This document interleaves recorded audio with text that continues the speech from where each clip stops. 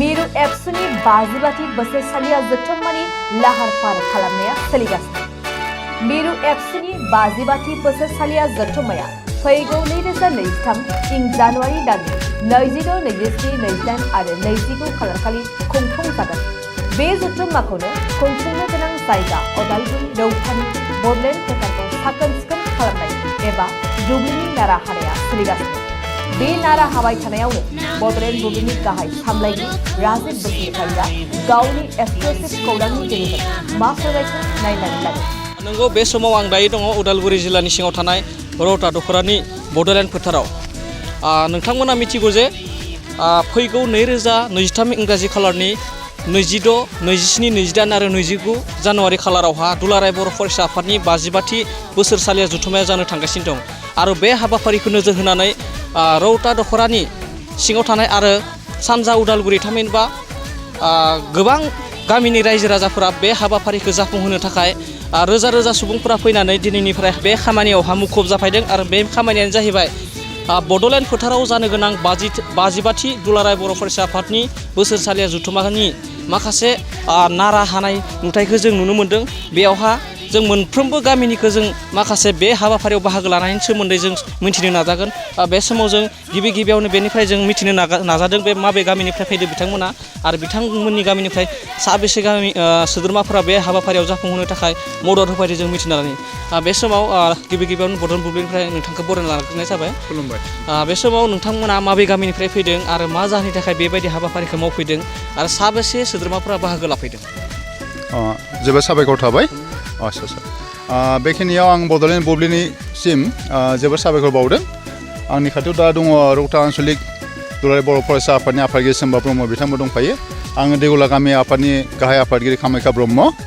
दा फरायसा आफादनि खावलायनाय महरै जोंनि गामिनिफ्राय दिनै नारा हानो थाखाय गासै 52 सोद्रोमा फैदों। आरो बिनि उनाव दिनै सौफैफ्रा नेक्स्टआव आरो फैबावगोन। आं आसा खालामदों फैबाय थानाय 52थि दुलाराय बर' फरायसा आफादनि जि जानो गोनां बे मेल बे आबुङै जाफुंसारथों आरो बे मोनसे गुड उइल मेसेज जागोन जोंनि बर' हारिनि थाखाय। बे जायगा जोंनि थामोनथाय रैखाथिनि मोनसे टार्निं पइन्ट, जेराव रौताबासिया सिगांनिफ्रायनो 1986 मायथाइयाव बड'फा उपेन्द्रनाथ ब्रह्म सारनिफ्राय आफादगिरि लानानै जे मुभमेन्ट स्टार्ट जाबाय आरो बेनिफ्राय जागायनानै जेब्ला BTC एकर्ड जादों 2003 10 फेब्रुवारियाव, बिनि बोसोरसे उनाव 2004आव जोंनो रौतायावनो जोङो दुलाराय बर' फरायसा आफादनि मेलखौ जों खुंदों। आरो बिनि उनाव दा BTR एकर्डनि उनाव आरो नैबे दा BTRनि एकर्डनि उनाव 52थि दुलाराय बर' फरायसा आफादनि जिबायदि सुबुं गौमा आरो जोंनि बर' हारिनि थांनाय थैनाय जिबायदि जोङो गसंथानाय जि सिनस्रि जोंनि बर' थुनलाइ आफादजों लोगोसे दुलाराय बर' फरायसा आफादजों गासैबो रायजोआनो दंजोबो। आरो बे बिथिङाव जों सानदों बे जोंनि बर' हारिनि थाखाय आरो दुलाराय भारत नाङै अनलायनायनि मोनसे बेन्दों जानानै थाथों। दा बेखायनो बाव राव हारिमु धोरोम बासिलाया लाबानो जों साफ्रोमबो हेफाजाब होलायदों। आरो बेखिनियाव आङो नोंथांमोननि बड'लेण्ड बुब्लिसिम साबायखर बावदों। आं देगुला गामिनिफ्राय कामाख्या ब्रह्म। आंबो सासे खेतियक। आं जानो हागौ रौता डिग्री कलेजाव आं फोरोङो। दा साखरि जाथ'वाखै। आसा खालामदों बे BTR ओनसोलनि BTR सरकारनि गेजेरजों आसाम सरकारनि गेजेरजों बावैनो बे सुफुंजाजोबगोन जोंनि सोलोंथाइ साखरि मोननाय जेंनाफ्रा। बेखौ आसा खालामथिदों। धन्यबाद, गोजोन्थों। बे समाव जों फिन आरोबाव मिथिबावनो नाजागोन रौता दख'रानिनो आफादगिरि बिथांजों जों दसे सम आरोबाव जों मिथिनो नाजानि। बे समाव जे रोजा रोजा सुबुंफ्रा गोबां रायजो राजाफ्रा नोंथांमोननि बे खुंथायनि मेलनि थाखाय मदद होफैदों, मा फोरमायगोन? गिबियावनो आङो बड'लेण्ड बुब्लिनिसिम गोसो गोरबोनिफ्राय साबायखर जासिग्रोबाय। दा दुखु गोनाङा नैबे जों जाबायदि गामिफोरखौ हांख्रायदोंमोन, नाथाय गोबां गामियावनो सारादु दरब्रै गामियाव सारादु खुंदों। बेनि थाखायनो जाबायदि लोब लोब बाहागो जाबावनांगौमोन बियो जाफुंजोबनो हायाखै। अब्लाबो जों हांख्रायनाय लेखा गोबां गामिनिफ्राय लोब लोब ओंखारबोदों नैबे 52थि बोसोरसालिया जथुम्मा बेखौ जाफुंसार महर होनो थाखाय। बेनिखायनो आङो जाखिनि गामिफ्रा बाहागो लाफैबाय दख'रानि सिङाव थानाय बिथांमोननिसिम गोसो गोरबोनिफ्राय रोजा रोजा साबायखर। आरो उननि समाव आसा खालामदों जायफोर गामिफोरा दिनैनि दिनाव सम मोनाखै बिथांमोना उननि खामानिफोराव हेफाजाब होगोन बेखौ आं मिजिंथिदों। बेनिखायनो आं बाहागो लाफैनाय साफ्रोमबो बर' रायजो राजा बिथांमोनखौ गोसो गोरबोनिफ्राय रोजा रोजा साबायखर जासिबाय। गोजोन्थों। बे समाव बिथाङा फोरमायबाय रायजो राजाखौ गोबां बिथाङा साबायखर बावदों, लोगोसे इयुननि खामानियावबो बाहागो लागोनखौ बिथाङा आसा खालामदों। बे समाव आरो जों गुबुन मोनसे गामियाव जों थांनो नाजानि।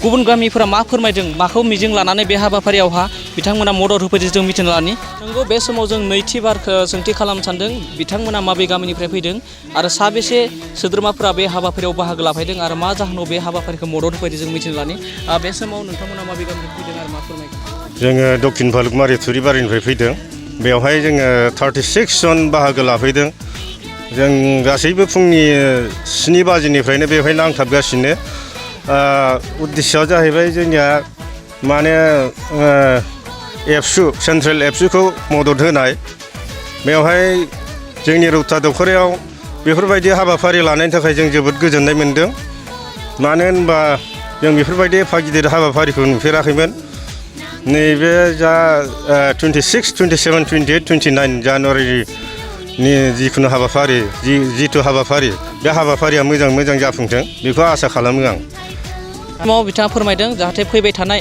मिरु दुलाराय बर' फरायसा आफादनि 52थि बोसोरसालिया जथुम्माया फैगौ जानुवारि दाननि 3 एबा 2023 इंराजि खालारनि 26, 27, 28 आरो 29 जानुवारि खालियावहा जानो थांगासिनो दं बेखौ आबुं महरै एबा मोजाङै जाफुंहोनो थाखाय बिथांमोना मदद होफैदों होननानै फोरमायदों आरो लोगोसे फैबाय थानाय समावबो बेबायदिनो मदद होलांगोन होननानै बिथाङा फोरमायदों जों फिन आरोबाव जों गुबुन गामिसिम जों बास्लायनो सानदों नंगौ जों फिन फैफिनबाय दायो थामथि सोंथि खालामनो नागिरदों बिथांमोना माबे गामिनिफ्राय फैदों आरो साबेसे सोद्रोमाफ्रा बे बाहागो लाफैदों आरो मा थांखि आरो मिजिंजों बे हाबाफारियाव मदद होफैदों जों मिथिना लानि बे समाव नोंथांमोना माबे गामिनिफ्राय फैदों साबेसे फैदों आरो मा मिजिं आरो थांखिजों बे हाबाफारिखौ मदद होफैदों एसेयावनो खुलुमनाय थाबाय आं बड'ल बुब्लि नामा ओमफ्राय दा जों बेयाव फैनाया मेन थांखिया जाबाय जोंहा रौता फोथार बाथाबारि गामिनि ओमफ्राय जोंहा 50 गिरि दङ 50 गिरियाव 50 जोनाबो फैजोबदों आरो ओमफ्राय दा बेयाव जों मेन थांखियानो जाहैबाय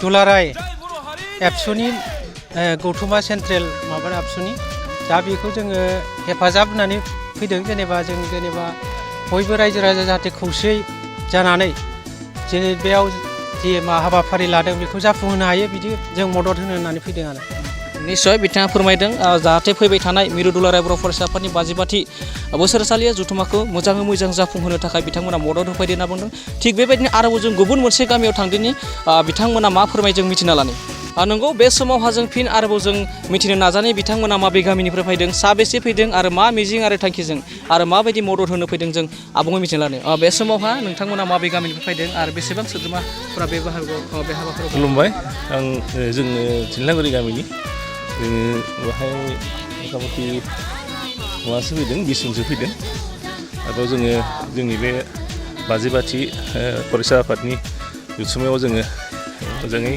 हेफाजाब होनो फैदों खामानि दामानि बिराद नारा होगासिनो दं बिनि उनावबो आरो जों गुबुन खामानि जागोन बेफोरावबो जों उनाव बाहागो लाबाय थागोन नंगौ बे समावहा नोंथांमोना मिथिना मोनो जे मोनफ्रोमबो गामिनिफ्राय 20निफ्राय 50, 70, 60 जौसेहालागै फैनानै बे हाबाफारियाव गोबां मदद होफैनायखौ नुनो मोन्दों फिन आरोबाव जों गुबुन गामियाव जों मिथिनो नाजानि माबे गामिनिफ्राय फैदों बे समाव जों आरोबाव जों माखासे आइजोफोरखौबो बे हाबाफारियाव मदद होफैनाय आरो बाहागो लाफैनायखौ नुनो मोन्दों बिथांमोना आइजो माहारिनिफ्राय मा फोरमाय जों मिथिना लानि आइजोफोरखौबो जों बे हाबाफारियाव मदद होफैनायखौ नुनो मोन्दों थिग बे बिथांमोना माबे गामिनिफ्राय फैदों आरो साबेसे फैदों आरो मा फोरमाय जों मिथिना लानि बे समाव नोंथांमोना माबे गामिनिफ्राय फैदों साबेसे आइजोफोरा बे हाबाफारियाव बाहागो लाफैदों आरो मा फोरमायगोन बे मेल मिटिंनि थाखाय दा इदिनो बयबो रायजो राजाफ्रा ओंखारलायनांगौ मदद होलायनांगौ बयबो जों गामिनि रायजो राजानिफ्राय माबा हौवाफोर गैयाबाबो हिनजावफ्रानो मदद खालामदो आरो माबे गामिनिफ्राय फैदों जों जथायफुरि साबेसेसो फैदों ओरैनो 15 जनसो जागोन खोमा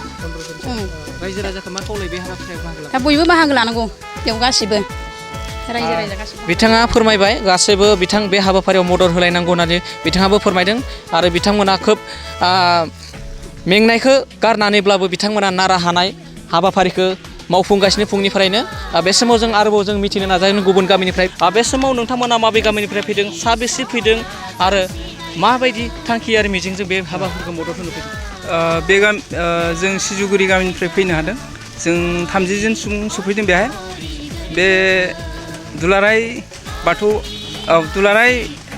फरायसा आफादनि बे 52थि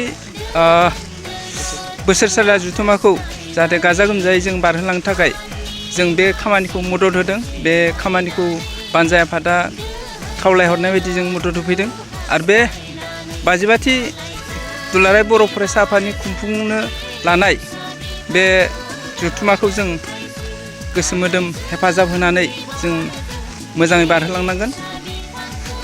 रायजो राजाखौ मा खावलायगोन बेबायदि? रायजो राजाखौ जों बेखौनो खावलायोदि जाहाथे बे जथुमाया मोजाङै मोजां बारलाङो। बेनि थाखाय गासैबो रायजो राजाया थारमाने मदद होनांगोन खामानिफोराव गासैबो बिथिङाव।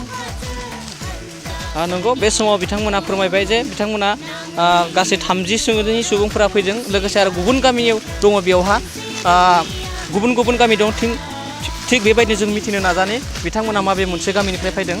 जों जेनेबा जोंनि गामिया बाथौपारा आरो लोगोसे बेयाव दंबावो बाथौपारा दं सिजौगुरि दं आरो दा बे बुनियापाराबो दं गामि दरथामजों जोङो जेनेबा फैनाया फैजोबफ्रामदोंआनो न'खराव थारमाने माबा मोनसे बेबस्था उसुबिदानि थाखाय सासे सानै खम जादों आरो नै बाखि फ्राय फैजोबदों। नै दा जों बेयाव खामानिखौ जों गोसो होनानै मावदों आरो जों गासैबो गोसोआ गुदुं गोजा आरो खामानि मावनायफ्राव हाजासिम जों मदद होगोन जेनेबा जिखिनि हायो जोङो एकदम दावगालांबाय थागोन आरो बेनो।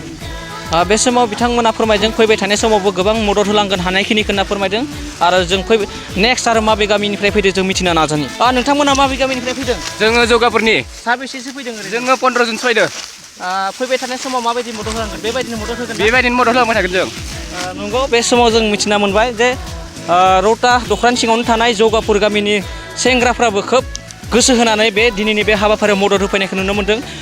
जों फिन आरोबाव गुबुन गामियाव जों बारस्लायलांनि बिथांमोना मा फोरमायो? जोङो खारिमाखा गामिनिफ्राय फैदों आरो जोंहा 36 जन फैनानै जों खामानि मावदों। जों मावना मोननानै जों गोजोननाय मोन्दों। जों एबसुखौ एसे मोजां मोनखायो नालाय सिगांनिफ्रायनो मावबोबाय थानाय मानसि। फैबाय थानाय हाबाफारियाव मदद होनो थाखाय रायजो राजाखौ मा फोरमायो? जोङो फैबाय थानाय समावथ' जोंहाबो जेनेबा ओंखाम संनायाव फाला गोलैखागोन नालाय आरो जोङो गामिनि बे पेसाब खालामनाय माबा खालामनाय जोंखौ लेंहरखाबाय थायो नालाय जों बिनि थाखाय बिराद गोजोननाय मोन्दों एबसुनिफ्राय। नंगौ बिथांमोना खारिमाखानिफ्राय फैदों बिथांमोनखौ जों नुना मोन्दों फुंनिफ्रायनो फैनानै खारिमाखानि हाबा मावनाय आरो एक्टिभिटिसखौ खोब मोजां नुनो मोन्दों। बिथांमोनानो दा नुनाय हिसाबावहा गोबां गोलाव नाराखौ हानायखौ नुनो मोन्दों। खोब गोजोनथाव बाथ्रा होनना फोरमायनांगोन। गोबां सुबुंफोरा बे खारिमाखानिफ्राय फैनानै बे हाबाफारिखौ खोब मेंनायखौ गारनानै बानायखौ गारनानै हाबाफारि मावनायखौ नुनो मोन्दों। गोबाङानो फोरमायसोलायदों जे खारिमाखानिफ्राय खामानि मावनाया गोबां आवगायदों होननानै। दा बे समाव जों गुबुन आरो गामियाव जों थांनो नाजानि बिथांमोना मा फोरमायो। जों आरो बिथांमोनखौ खोब खामानि मावना बे हाबाफारियाव मदद होनायखौ नुनो मोन्दों। थाद'नाय गैजासे बिथांमोना खामानि मावदों। गोबां सोद्रोमाफोरा बिथांमोननिफ्राय फैदों। दा बिथांमोना माबे गामिनिफ्राय फैदों आरो साबेसे फैदों आरो मा थांखि आरो उद्देश्यजों बे हाबाफारियाव मदद होदों मिथिलानै। नोंथांमोना माबे गामिनिफ्राय फैदों आरो साबेसे सुबुंफोरा बे हाबाफारियाव बाहागो लादों आरो बे हाबाफारिखौ लानानै नोंथांमोना मा फोरमायो? जोंनि गामिनि बे जोंनिया दैमागुरि बुङो जोंनि दैमागुरि गामिनिफ्राय जोंहा 36 जन बेयाव फैदों। बे फैबाय थानाय गेदेर मोनसे प्रग्राम लानायनि बेलायावहा दिनै दा प्रग्रामखौ जाफुंसार होनो थाखाय दिनै बे फैलाव दुब्लियावहा नारा होनो गोनां माखासे थांखि लानानै जेनेबा नारा थिलिखौ जों हागासिनो दङ आरो फैबाय थानाय प्रग्रामफोरखौ जेनेबा मोजाङै मोजां मेहेर गोनाङै खुंलांथों बेखौ जों आसा फारिनानै दिनै जेनेबा जों बयजोंबो रायजो राजाजों गोरोबनानै दिनै बे नाराथिलियाव नारा हानाय खामानिखौ जों मावनो फैबाय आरो बेयाव। नंगौ बे समाव बिथांमोना फोरमायबाय बिथांमोना फैदों रौता दखरानि सिङावनो थानाय दैमागुरिनिफ्राय बिथांमोना गोबां 30निबो बांसिन रायजो राजाफोरा फैनानै बे खामानियाव गोबां मदद होनायखौ नुनो मोन्दों आरो नोंथांमोना नुनो मोनखादों जेरावहा थाद'नाय गैयै आरो मेंनायखौ गारनानै बानायखौ गारनानै बिथांमोना नारा हाजों खामानि मावदों आरो फैबाय थानाय समावबो गोबां खामानि मावगोन आरो फैबाय थानाय समाव बे हाबाफारिखौ दुलाराय बर' फरायसा आफादनि 52थि बोसोरसालिया जथुमाखौ मोजाङै मोजां जाफुंहोनो थाखाय खामानि मावगोन होननानै बिथांमोना फोरमायदों। आरो थिग बेबायदिनो जों आरोबाव गुबुन मोनसे गामियाव जों थांदोंनि बिथांमोना माबेनिफ्राय फैदों आरो मा गामिनिफ्राय फैदों साबेसे फैदों जों मिथिना लानि। बे समाव जों नुना मोन्दों बिथांमोननि गामिया गोबां खामानि मावगासिनो दङ नारा हागासिनो बानाय मेंनायखौ गारनानैब्लाबो बिथांमोना खामानि मावदों। बे समाव जों मिथिनो नाजानि बिथांमोननि गामिनि दैदेनगिरि सासे फैदों। नोंथांमोना माबे गामिनिफ्राय फैदों साबेसे सोद्रोमा फैदों आरो माबायदि मदद होलांबाय थानो सानदों? जों दैमागुरिनि आंनि मुङा प्रबिन गयारि। जों माने बयबो जोंनाव खमसे खम 80 जनसो जागोन आरो जों बयबो माने खौसे जानानै जों खामानिखौ मावफैदों। जेनेबा जों आबसुजों लोगोसे जों बयबो मोजां मोननानै जों खौसे जानानै जों सापर्ट होनो नागिरो बयखौबो जों माने बयबो खौसे जानानै जों जाहाथे जों मोजाङै मोजां खामानि मावफुंसारनो हाथों एबसुजों लोगोसे जानानै नंगौ बे समाव फोरमायबाय बिथांमोना दुलाराय बर' फरायसा आफादखौ अरायसम मदद होबोदों जेरावहा दुलाराय बर' फरायसा होनना बुंबा बर' माहारिनि सिनस्रि माहारियारि आफाद बिथांमोनखौ अरायसम मदद होबोगोन आरो बै हाबाफारिखौ जाफुंहोनो थाखाय फैबाय थानाय समहालागि अरायसम मदद होगोनखौ बिथांमोना मिजिंथिदों आरो बे समाव जों फिन जोबथायाव जों मिथिनो नाजागोन दुलाराय बर' फरायसा आफादनि 52थि बोसोरसालिया जथुमा उदालगुरि जिल्लानि सिङाव थानाय रौता फोथारनि बड'लेण्ड फोथाराव 52थि बोसोरसालिया जथुमा जानो थांनायनि एबा बानजाय आफादनि कनभेनर थामहिनबा गाहाय नेहाथारि बिथांनिसिम जों मिथिनो नाजानि दिनैनि हाबाफारिनि बागै बिथाङा मा फोरमायो जों आबुङै मिथिना लादिनि मिरु दुलाराय बर' फरायसा आफादनि 52थि बोसोरसालिया जथुमानि रौता बड'लेण्ड फोथाराव जानो गोनां बानजाय आफादनि बिथां कनभेनर बिथांनिसिम जों मिथिनो नाजानि दिनै बे हाबाफारिखौ मा थांखि आरो मददजों आरो बेसेबां गामिनि रायजो राजाफ्रा बेयाव फैनानै माबायदि मदद होफैदों जों मिथिनो नाजानि बे समावहा दिनै जे बे हाबाफारि बेखौ लानानै मा फोरमायगोन आरो साबेसे सुबुंफोरा बेयावहा गामिनिफ्रा मदद होफैदों बेयाव आं बानजाय आफादनि जानानै गासैबो रायजो राजासिम गिबियावनो गाहाम हामलायनाय जासिग्रोबाय आरो साबायखर जासियो जे दुलाराय बर' फरायसा आफादनि 52थि बोसोरसालिया जथुमानि जे बे बड'लेण्ड फोथारखौ साखोन सिखोन खालामनाय जे नारा हानानै जे साखोन सिखोन खालामनाय हाबाफारि बेयाव जोंनि रौता दख'रा एबसुनि सिङाव थानाय मोन 52निबो बारा गामिफोर दङ नाथाय जोङो मोन 30 गामिफोरखौ लेंहरनाय जादों आरो बिनिनो गासैबो गामिनिफ्राय रायजो राजाफोरा फैनानै दिनै जोंनि खावलायनाय बायदि हाबाफारिखौ मावफुंनानै हेफाजाब होफैदों बिनि थाखायनो आङो बानजाय आफादनि जानानै गासैबो रायजो राजा बिथांमोनखौ रोजा रोजा साबायखर जायो बावो जाहाथे जोंनि बानजाय आफादखौ हेफाजाब होनायनि थाखाय आरो इयुनावबो जोङो आसा खालामो बानजाय आफादनि खावलायनाय बायदियै जोंनि गासैबो रायजो राजाफ्रा हेफाजाब होलांबाय थागोन नंगौ बे समाव बिथाङा फोरमायबाय जे दिनै 30निबो बांसिन गामिफोरा फैनानै गोबां रायजो राजाफोरा फैनानै बे बड'लेण्ड फोथारखौ साखोन सिखोन खालामनायाव मदद होफैदों होनना बुंदों लोगोसे फैबाय थानाय समावबो दुलाराय बर' माहारिखौनो बे हाबाफारियाव मदद होफैनो थाखाय खावलायनायखौ नुनो मोन्दों बड'लेण्ड बुब्लिनिफ्राय आं राजिब बसुमतारी गोसो गुदुं गलादारफोरनि थाखाय मोनसे मोजां खौरां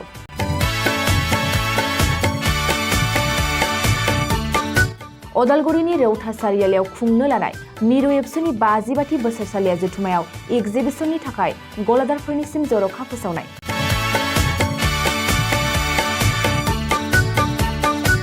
फैगौ 2023 मायथाइनि 26, 27, 28 आरो 29 जानुवारियाव खुंनो लानाय मिरु एबसुनि बोसोरसालिया जथुमायावनो बायदि रोखोमनि मुवा बेसादफोरखौ दिन्थिफुंगोन एग्जिबिसन बे एग्जिबिसनावनो आबादारि हेन्डलुम टेक्सटाइल फिचारि आरो हारिमु बायदि बायदि आयदाफोरखौ दिन्थिफुंनो थांखि लादों बानजाय आफादा बेनिखायनो गोसो गुदुं सुबुं एबा गलादारफोरा एग्जिबिसनाव गला होफैनो हागोन आरो गला होनायनि सोमोन्दै आबुं बाथ्राखौ मिथिनोब्ला नैबे मबाइल नम्बर 9365245137 आव थोंजों सुलाद लानो हागोन